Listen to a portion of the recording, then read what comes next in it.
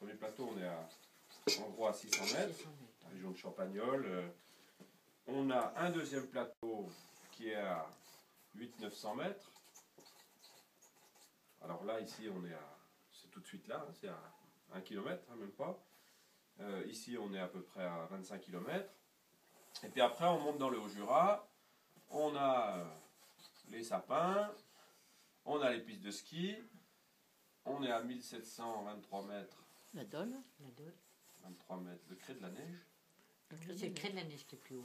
Et puis on descend très fort jusqu'à Genève. Alors d'ici, du vignoble à ici, on est à 1 heure de route. On est à 1h30 de Genève. Donc ça, c'est le Jura tel qu'il existe aujourd'hui, avec ses différents plateaux, ces petites montagnes qui ont été façonnées. Il y a 200 millions d'années, rappelez-vous, pour les plus anciens, Oui. on allait quasiment en pente douce jusqu'à Genève.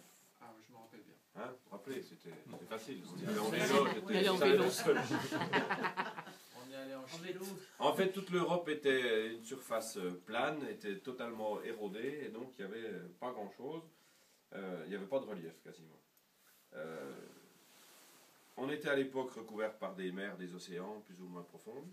Et quand on était très profond, on a eu des sédiments marneux, donc des marnes qui sont sédimentées. Et quand on était à des périodes émergentes, alors c'est des périodes qu'on dirait des milliers d'années hein, chacune, quand on était à des périodes plus émergentes avec moins d'eau, on avait des sédiments calcaires. Alors tout ça c'est empilé un petit peu comme un millefeuille, très profondément dans le sol. Et partout en Europe, on va dire, on a cette même sédimentation. En tout cas, partout où on avait de l'eau, on avait cette même sédimentation. Alors, généralement, elle est encore, si vous allez en Moselle ou si vous allez, on a vu, dans la vallée du Rhône, elle est à 150 mètres sous terre. Quasiment partout de la même, des épaisseurs plus ou moins équivalentes.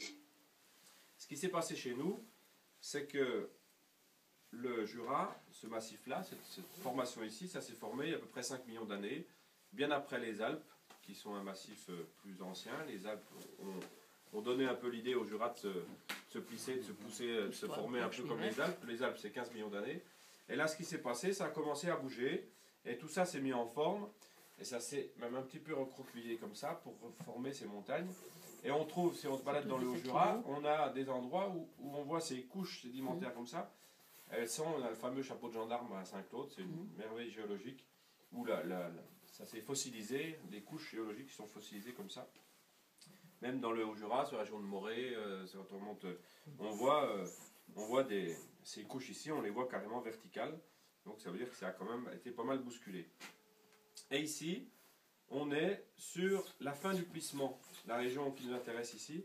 Donc toutes ces marnes et ces calcaires sont retrouvées affleurantes. Elles sont remontées, bien sûr, et elles sont retrouvées affleurantes. Alors avec les sédiments les plus anciens, logiquement, qui sont en bas des coteaux, enfin, qui sont là, et les sédiments les plus vieux, les plus jeunes, qui sont au-dessus.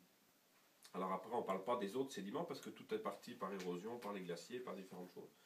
Mais ici, nous, ce qu'on trouve un peu partout en Europe, et même en Bourgogne, on est beaucoup plus jeune que chez nous en Bourgogne, parce que la Bourgogne, elle est là, elle est en face de nous, sauf qu'elle n'a jamais été plissée. Elle est érodée depuis le départ, les couches se sont enlevées, et eux, le terroir qu'on a chez nous ici, il est encore là chez eux. Même si à Vergisson, tout ça, dans le coin de Mâconnais, on est presque... On est le Jurassique supérieur, nous on est le Jurassique inférieur. Mais on n'a que quelques milliers d'années d'écart. Enfin, tout ça pour vous dire que le terroir jurassien, il a sa spécificité du fait que notre sous-sol, il est constitué d'éléments qu'on ne trouve pas dans les autres régions, aussi parce que les autres régions, c'est encore beaucoup plus profond. Alors, il ne faut pas dire qu'après, on va avoir des vins fondamentalement différents, parce que le Savagnin, effectivement, il trouve son terrain dans les marnes bleues, qui sont des terrains les plus anciens de cette période géologique, quoi. On va trouver ici des marnes rouges, c'est le terrain du Ploussard, qui sont le Trias, on a le Lias, le Trias, mais les plus anciens des marnes rouges, et puis le Savagnin aussi sur les marnes bleues. Donc c'est intéressant parce que il y a des explications par rapport à certains goûts. On a les chardonnays qui sont différents de nos voisins bourguignons. Même quand on essaye on va faire des choses houillées, des choses comme ça, le terroir sera différent de nos voisins bourguignons. Donc ça, et puis on revendique le fait aussi d'être différent parce que ce qu'on doit faire avec ce qu'on a, et puis chaque vignoble, en France ou ailleurs, doit essayer de tirer le meilleur parti de son terroir.